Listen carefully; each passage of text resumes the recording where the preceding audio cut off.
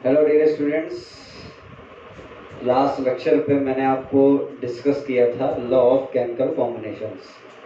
तो law of chemical combinations के बाद अब नेक्स्ट टॉपिक को हम डिस्कस करने वाले हैं जिसका नाम है मोल कॉन्सेप्ट। तो मोल कॉन्सेप्ट के बारे में आपसे बात करेंगे। ये this is very important content for board and any competition examination. This is very important. ये एक बहुत इंपॉर्टेंट कंटेंट हुआ करता है, मोल कॉन्सेप्ट हुआ करता है, इससे क्वेश्चन बहुत आते हैं। तो सबसे पहले मोल कॉन्सेप्ट है, हम आपको बताएंगे मोल क्या है, व्हाट इज मोल। ठीक है, तो मोल पे बात करने वाले हैं कि हम मोल की बात करेंगे, व्हाट इज मोल। तो जरा देखिए, देखिए मोल का मतलब क्या होता है। देखिए एक चीज आप हमेशा देखिए कि अगर किसी चीज में हम काउंट की बात करते हैं, काउंट की बात हम करते हैं, जैसे मान लीजिए हमने कहा 1 दर्जन बनाना, तो इसका मतलब क्या हो गया, इसका मतलब ये हो गया 12 यूनिट्स, 12 यूनिट हो गया। 1 दर्जन में 12 जो है बनाना यूज होते हैं, तो मतलब क्या है, वो ये 1 मोल के बराबर।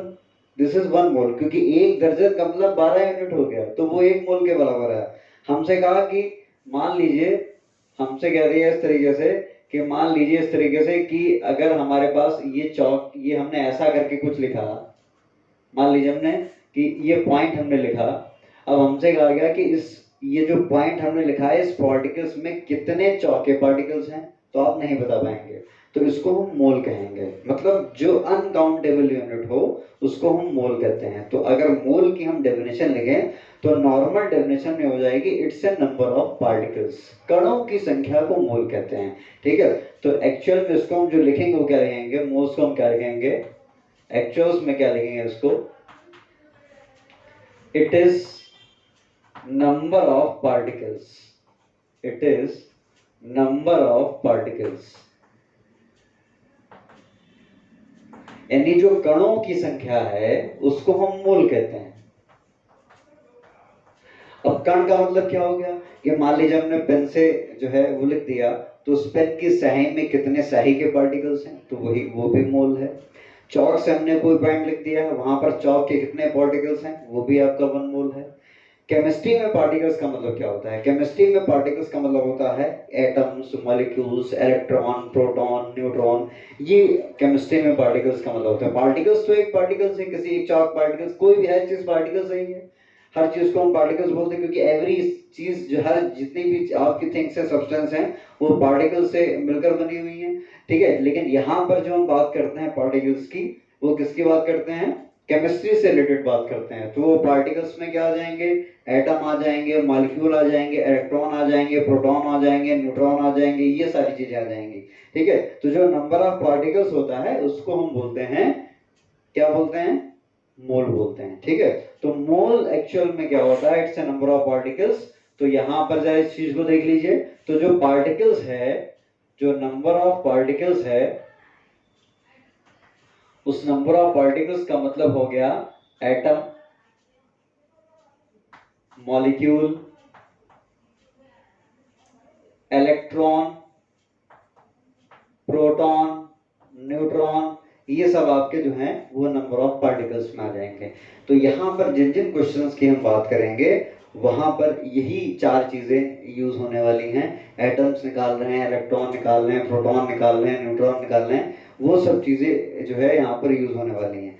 तो अब ये आपके नंबर ऑफ पार्टिकल्स की बात आ गई, यानी कि जब मोल्स की बात करेंगे तो उसमें नंबर ऑफ पार्टिकल्स की बात आएगी। अच्छा, एक चीज और मैं आपको बता दे रहा हूँ, मोल्स की जब हम बात करते हैं तो वहां पर एक बात सबसे इंपॉर्टेंट हो जाती है। वो बात ये है कि मान लीजिए अब मोल्स में हमसे कह दिया कि हमको ये बताइए कि मान लीजिए हमने कोई कार्बन का पार्टिकल्स है, कोई कार्बन का पार्टिकल्स है, तो लेड, इसको पेंसिल आप बोलते हैं, lead pencil, pencil lead pencil उसको बोलते हैं। तो पेंसिल से हमने कोई चीज लिखी, तो हमसे कहा कि बताइए उस पेंसिल में कितने जो है वो पेंसिल के पार्टिकल्स हैं, ब्लैक पार्टिकल्स हैं, तो वो आप मोल की हेल्प से कैलकुलेट करेंगे। ठीक है, तो it is a number of particles. Number की यूनिट मोल है, मतलब किसी चीज को काउंट मोल से ही करते हैं। ठीक है, तो इट्स ए यूनिट नंबर, ये नंबर की unit, it's a unit of number, it's a unit of number, ये नंबर की यूनिट है। अगर किसी नंबर की यूनिट, नंबर ही तो है भाई, एक जो है दर्जन में 12 जो है मतलब बनाना होते हैं, तो उसका मतलब क्या हो गया, वो नंबर ही तो है, तो उसको बोलते हैं यूनिट ऑफ नंबर। तो ये नंबर की यूनिट्स है। 1 मोल इक्वल टू होता है 6.023 इंटू 10⁻23 पार्टिकल्स। मतलब अगर हम एक मोल की आपसे बात करेंगे तो एक मोल के अंदर क्या हो जाएगा, 6.023 इंटू 10⁻23 पार्टिकल्स एक मोल के अंदर होंगे। ये एवोगैड्रो साहब ने दिया था, तो इसको एन नॉट भी बोलते हैं या एन ए भी बोलते हैं। एन ए मतलब एवोगैड्रो नंबर, इसको हम बोलते हैं एवोगैड्रो नंबर, एवोगैड्रो नंबर। तो ये एक मोल के बराबर हो जाएगा, ठीक है। तो एक मोल बराबर हो जाएगा 6.023 इंटू 10⁻23 पार्टिकल्स, ठीक है। एग्जाम्पल के तौर पर फटाफट इसको स्क्रीनशॉट लीजिए। एग्जाम्पल के तौर पर हम अगर आपसे बताएं, तो अगर आपसे ये पूछे मोल क्या होता है, तो आप क्या बताएंगे, it's a number of moles, it's a number of particles, it's a number of particles, number of particles known as moles, ठीक है। तो कणों की संख्या को हम क्या बोलते हैं, मोल बोलते हैं। और एक मोल बराबर होता है 6.023 इंटू 10⁻23 पार्टिकल्स। अगर एटम्स के लिए है तो इतना एटम्स हो जाएगा, अगर मॉलिक्यूल के लिए है तो मॉलिक्यूल हो जाएगा, अगर हमारे पास जो है इलेक्ट्रॉन्स के लिए है तो इलेक्ट्रॉन हो जाएगा, प्रोटॉन के लिए है तो प्रोटॉन हो जाएगा। तो सारे पार्टिकल्स आपके होते हैं इस तरीके से। हमसे कहा, आप कोई दुकान पर गए, आपने कहा हमें 1 मोल सोडियम दे दीजिए। मान लीजिए आप कोई लैब की दुकान पे गए और आपने उस दुकानदार से कहा कि हमें 1 मोल सोडियम दे दो, तो कितना सोडियम देगा वो। सवाल ये है, अगर आप वहां पे कहीं गए, आप कहने लगे कि हम 1 मोल सोडियम को दे दिए, तो कैसे जाने कितना देगा वो। अब देखिए, सोडियम को जो मास होता है, जो एटॉमिक नंबर होता है वो होता है 11, और जो एटॉमिक मास होता है वो 23। तो ये जो मास है उसको ग्राम में हम काउंट कर लेंगे, तो ये 23 ग्राम के बराबर हो जाएगा, ये 23 ग्राम के बराबर हो जाएगा, और यही 1 मोल के बराबर हो जाएगा। तो मतलब अगर हमें 1 मोल सोडियम लेना है तो 23 ग्राम सोडियम को तौलना पड़ेगा, ठीक है। मतलब किसी भी एलिमेंट का जो मास नंबर होता है वो मोल को डिपेंड करता है, किसी भी मॉलिक्यूल का जो मोलर मास होता है वो मोल को डिपेंड करता है, ठीक है। जैसे हमसे कहा कि क्लोरीन दे दो, तो क्लोरीन का एटॉमिक नंबर होता है 17, एटॉमिक मास होता है 30.5, तो इसका कितना हो जाएगा, 30.5 ग्राम हो जाएगा। तो ये भी 1 मोल के बराबर हो जाएगा, ये भी आपका क्या हो जाएगा, 1 मोल के बराबर हो जाएगा। तो 1 मोल का मतलब क्या होता है कि किसी भी पर्टिकुलर एलिमेंट का जो मास, एलिमेंट के लिए मोल अलग, मॉलिक्यूल के लिए मोल अलग, हर चीज के लिए मोल आपका क्या होता है, अलग अलग होता है।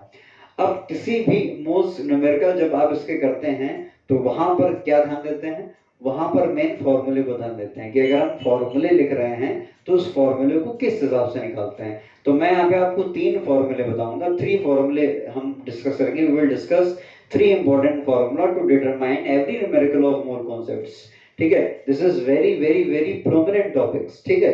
तो we have to discuss 3 important formula of mole concept which want to any numerical you describes। तो सबसे पहले हम बात करने वाले हैं जो मोल के फॉर्मूले होते हैं, इन पे हम बात करने वाले हैं।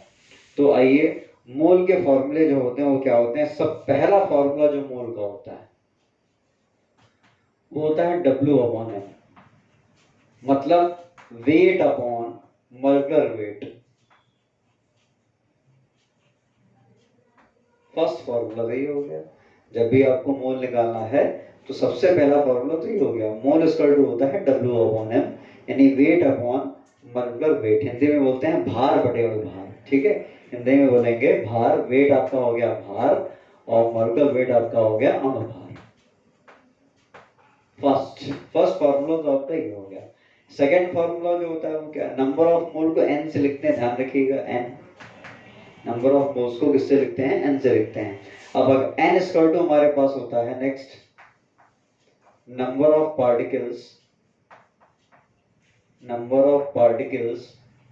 अपॉन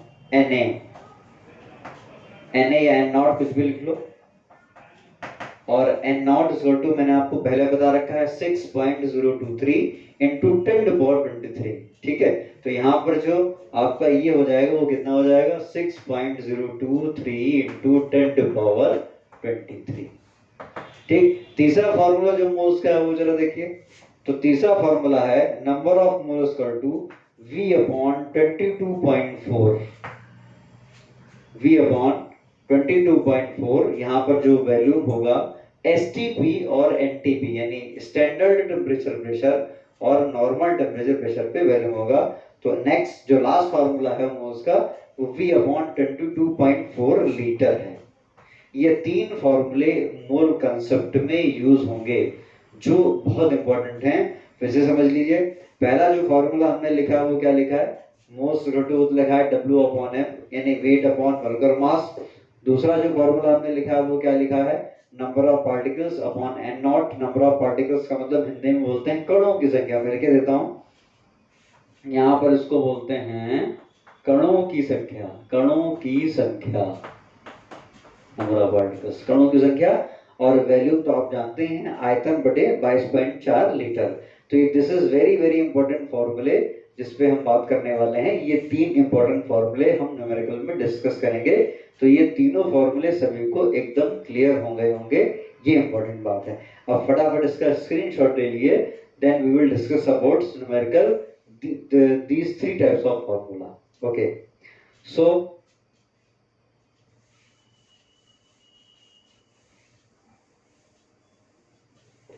ये तीन हमारे पास बन गए सबसे पहले।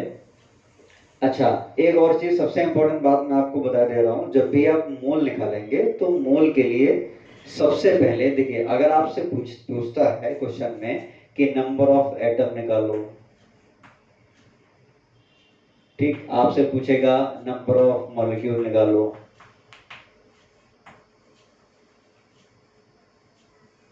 आपसे पूछेगा नंबर ऑफ इलेक्ट्रॉन निकालो, आपसे पूछेगा नंबर ऑफ प्रोटॉन निकालो, आपसे पूछे इस तरीके से। तो इसके लिए एक सबसे बड़ी खास बात यह है, इसके लिए हम पहला फॉर्मूला लगाएंगे जिसको बोलते हैं नंबर ऑफ मोल्स।